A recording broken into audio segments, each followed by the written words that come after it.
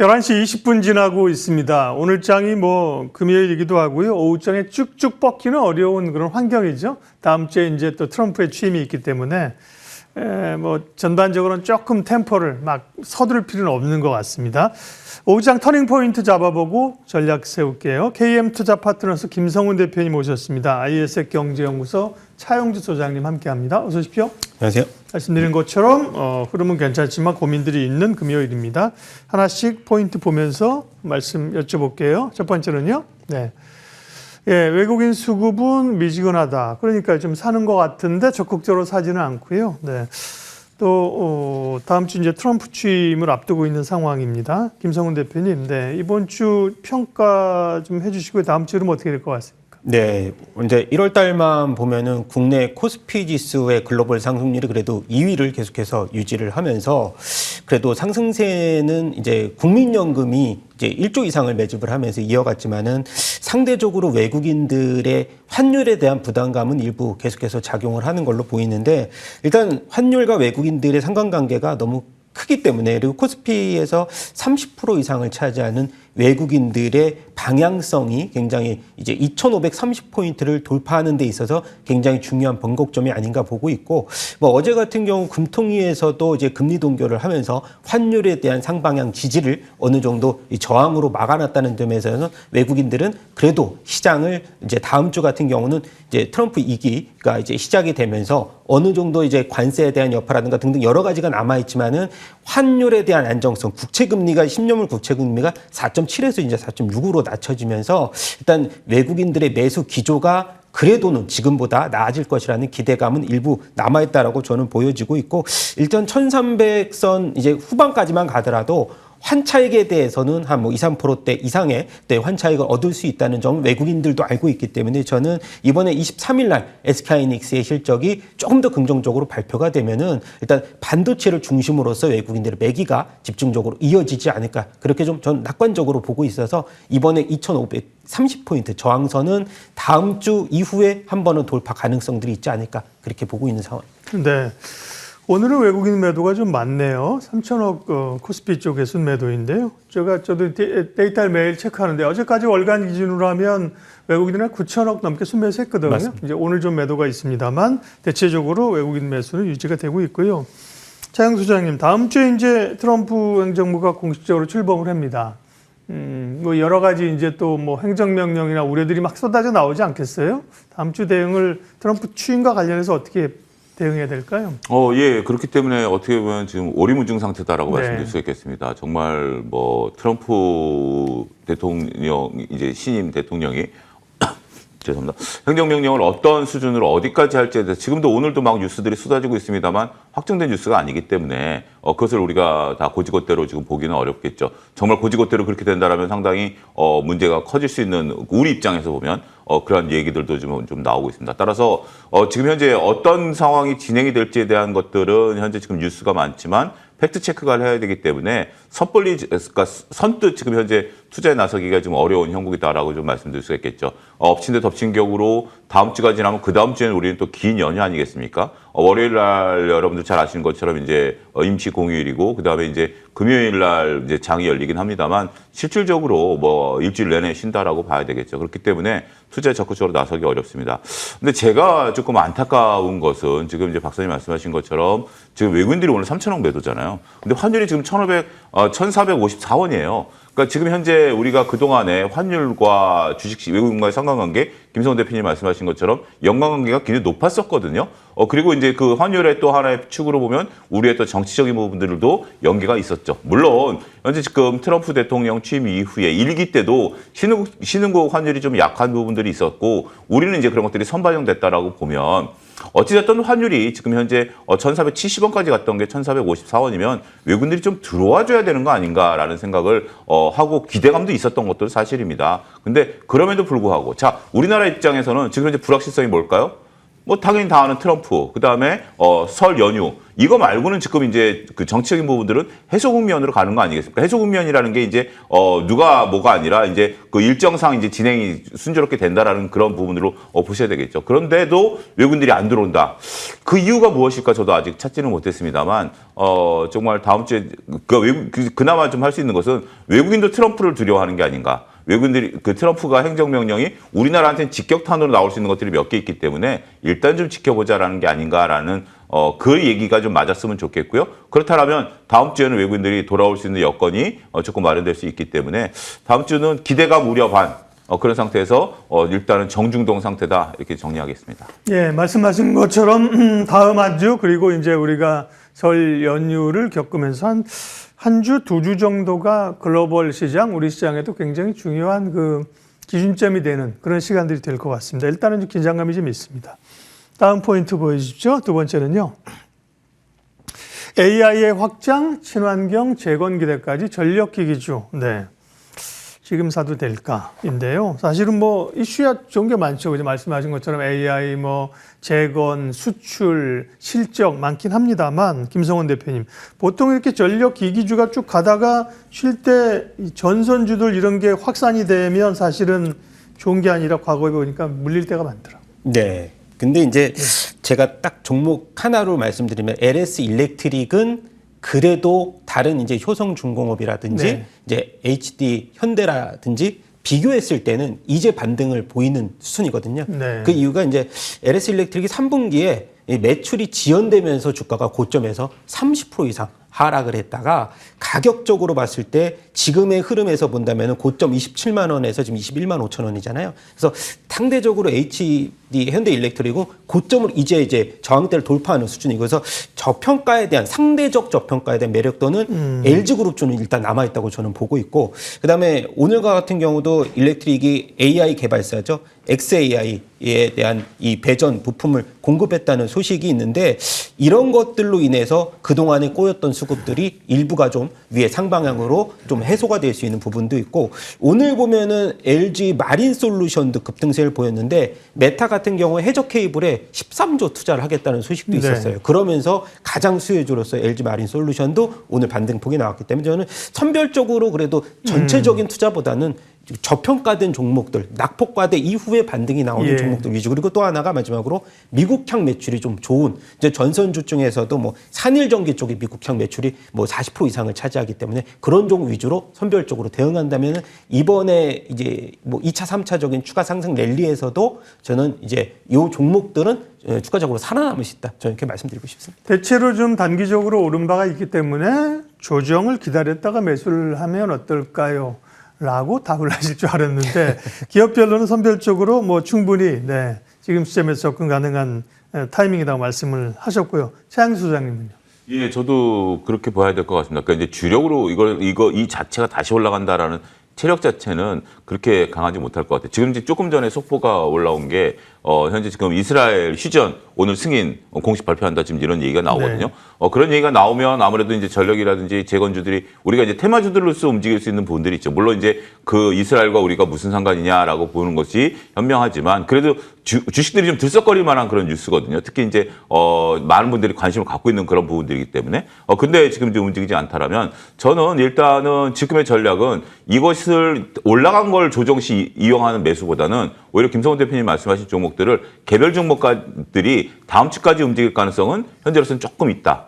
그렇지만 지금 현재 나온 재료들을 보면 어제 이제 장 마감한 이후에 미국의 수주 잔고가 높다. 전력 인프라 관련해서 그런 뉴스가 나오면서 오늘 한 번 더 슈팅이 나왔거든요. 그렇기 때문에 일단 관심이 좀 집중된 이후, 그러니까 제가 전력 인프라라든지 이런 걸 얘기했을 때 시점이 언제였냐면 LA 산불 났을 때입니다. 그때 이제 주가가 움직이지 않는, 물론 이제 그 이유를 뭐 차치하고 나도 미리 그때 당시에 제가 이제 오히려 그쪽에 새로 집을 지으려면 전력 인프라라든지 이런 걸 해야 된다라고 한 게 벌써 일주일이 넘었거든요. 그렇기 때문에 지금은 많이 오른 걸 오히려 챙기시고요.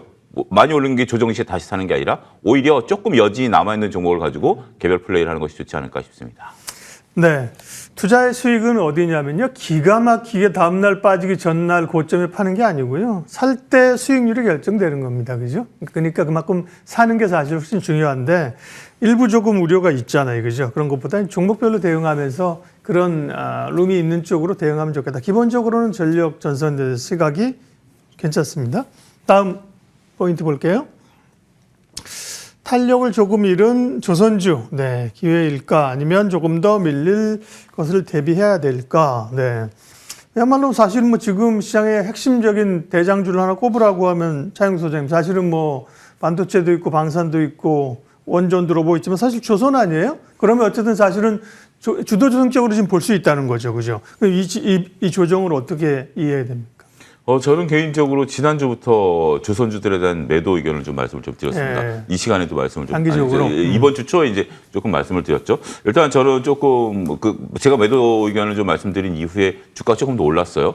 근데 이제 정확한 시점을 잡지는 못하지만 저는 개인적으로는 일단 좀 이익을 챙길 때다라고 말씀을 드릴 수 있겠죠. 조선주가 나쁜 건 아니고요. 조선업 쪽에 있는 뭐 지인들 통해서 얘기 들어오면 굉장히 호황이다라고 화랑이다라는 얘기를 해요. 그리고 제가 한 달 전부터 엔진 말씀을 드렸고 하나 엔진 같은 경우는 2028년 도크 채운다. 오늘 또 그런 기사가 나왔어요. 그러니까 굉장히 조선주들이 강합니다. 근데 이제 조선주들은 지금 현재 쉬어가는 것들이 물론 뭐 계속해서 올라가긴 하겠습니다만 그때 처음 말씀드렸을 때도 한 50% 정도 매도를 말씀드렸고 이제 점진적인 매도고요. 근데 저는 오히려 조선주로 관심 갖는 것보다 박사님 말씀하신 게 오히려 초반에 그 멘트에 힌트가 있다라고 봅니다. 지금 강한 건 반도체거든요. SK하이닉스 같은 경우가 오히려 더 추세적으로 올라갈 가능성, 룸이 더 있는 상태다라고 보여지고 있고 오히려 방산 조선보다는 저는 지금 반도체가 더 나을 것 같아요. 네. 그래서 그리고 다음 주에 우리가 변동성이 있어서 서로 주식이 물려도 우리가 버텨낼 수 있는 게 무엇이냐?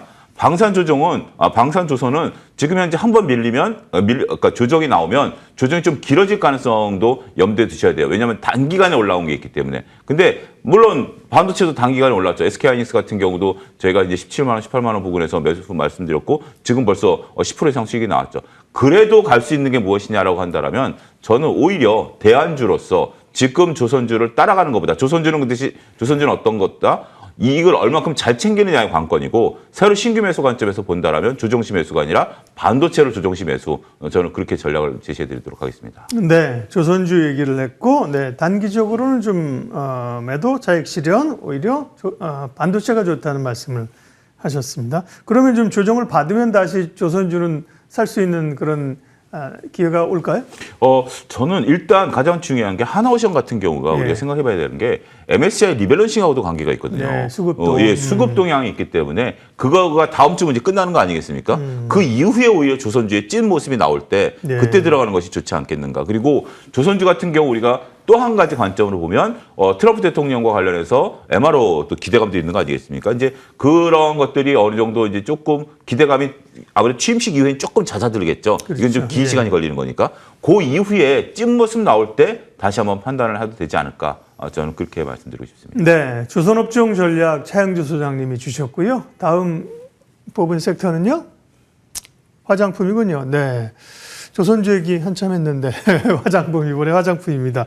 와, 다이소가 대단해요. 그죠? 아모레퍼시픽이 시총이 7조거든요.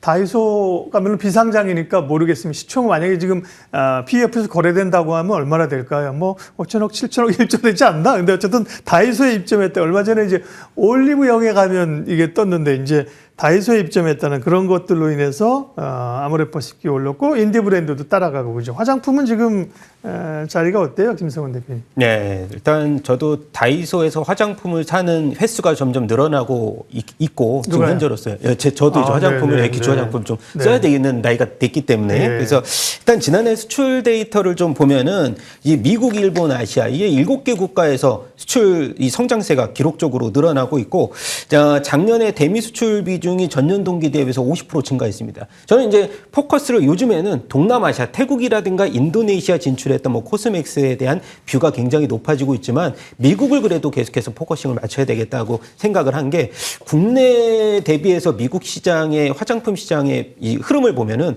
약 5배 이상 성장세도 그렇고요. 그리고 국내가 미국 시장 진출했던 계기가 일단 인플루언서들의 이런 셔라웃을 계기로 해서 이 이커머스 침투율을 계속 높이면서 성장을 해왔지만은 미국 같은 경우는 이커머스 시장 대비해서 이제 오프라인 시장이 워낙에 크기 때문에 사실 국내 이 화장품 시장의 침투율이 전체 시장 대비해서 미국 전체 시장 대비해서 약 3%밖에 안 된다고 하니까 저는 미국 시장에서의 먹거리는 굉장히 많이 남아있다. 근데 상당 부분 이제 조정을 일부 받았던 흐름에서는 관세, 보편 관세에 대한 영향력을 그래도 무시할 수는 없잖아요. 그래서 미국과 같은 경우에 보편 관세에 조금 더 여유로운 종목을 제가 찾아보니까 VT 같은 경우는 해외 매출 비중이 한 90% 가까이를 차지함에도 불구하고 아직까지 뭐 일단 일본이라든가 타 국가에 있기 때문에 뭐 영향력이 좀 조금 VT라든가 그리고 아모레퍼시픽 같은 경우는 이 코스알엑스를 자회사로 편입하면서 3분기 어닝 쇼크를 기록했는데도 불구하고 주가가 바닥에서 이제 올라오는 종목들. 그래서